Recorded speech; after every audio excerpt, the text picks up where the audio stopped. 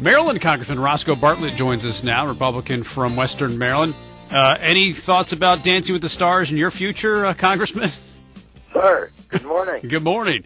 I read a piece in the roll call yesterday about you. It says that you drive a Toyota Prius to work and that you get your morning news on a staffer's iPad, not the radio.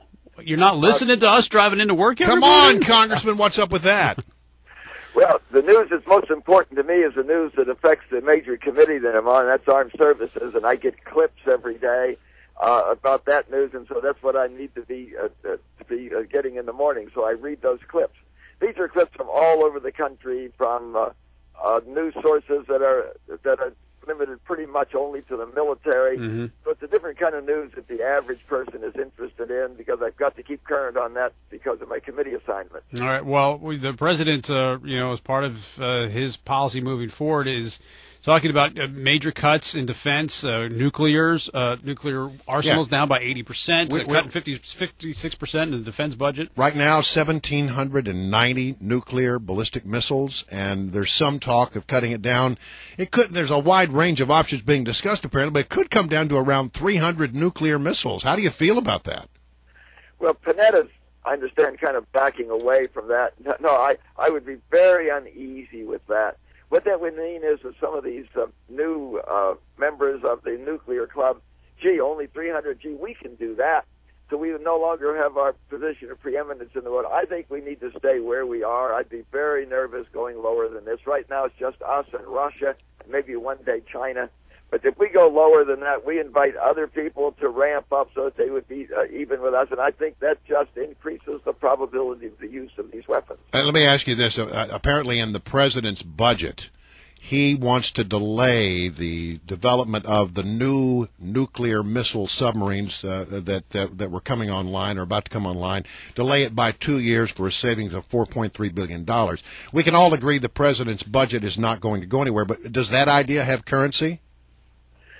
I don't know how much more life there is in the boomers that we have out there now. I've not been briefed on that. We clearly, I think, need to have this presence. This is one of the most important things, I think, that we have in our military. It really assures that we are going to be secure from any nuclear attack from anybody when we have this retaliatory capability, and I think we need to maintain that. The cuts that were implemented under sequestration as part of the debt ceiling deal, will those actually go through? I mean, I believe in the president's budget, in his own budget that he released yesterday, even though everybody says it's unreasonable and, not possible. He didn't even include those cuts into his budget. Will those cuts actually be seen for our military? Well, it depends on what Congress does. And this year we're not going to apparently do anything before the election, and then the cuts kick in pretty quickly after that.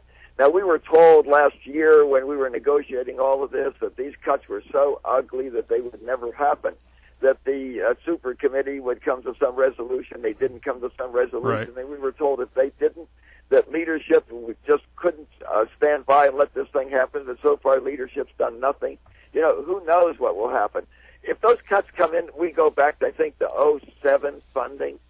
I'm not sure the sky will fall. And it's not true that they have to make those cuts across the board. That's the way the law now reads. But if we have a budget that says use them otherwise, take those cuts otherwise, we can take the cuts otherwise.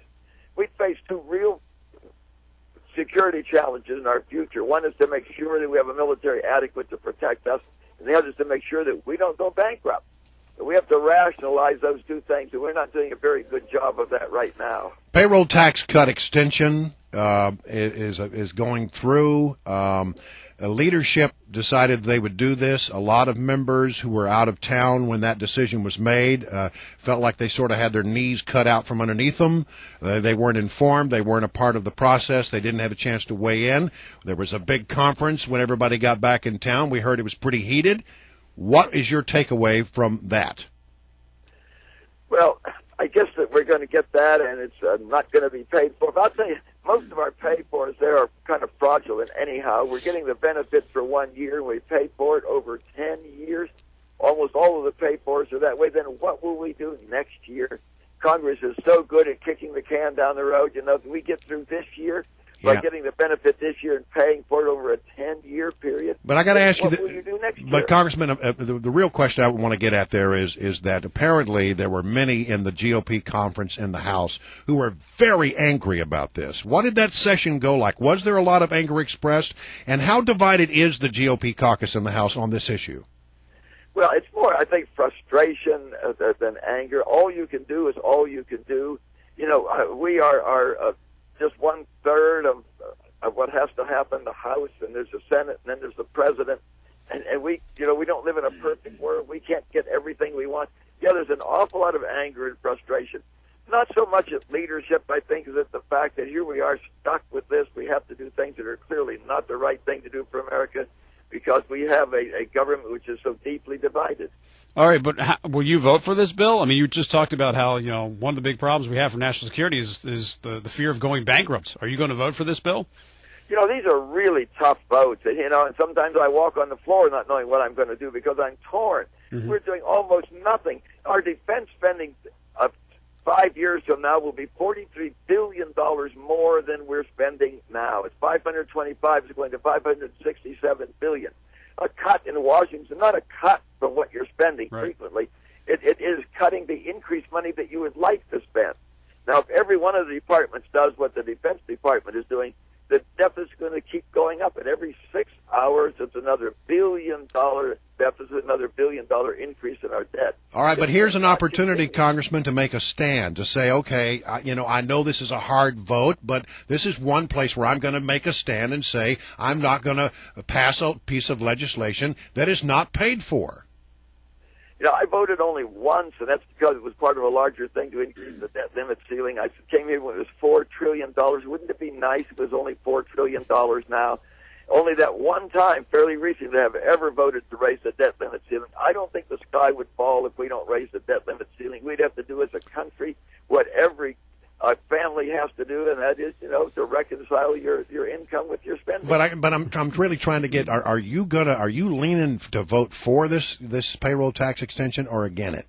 Well, you know, I'm having a big argument with myself as to what I do. You know, and it's just kind of a damned if you do and damned Well, I know, but do you have a sense of where you're leaning right now?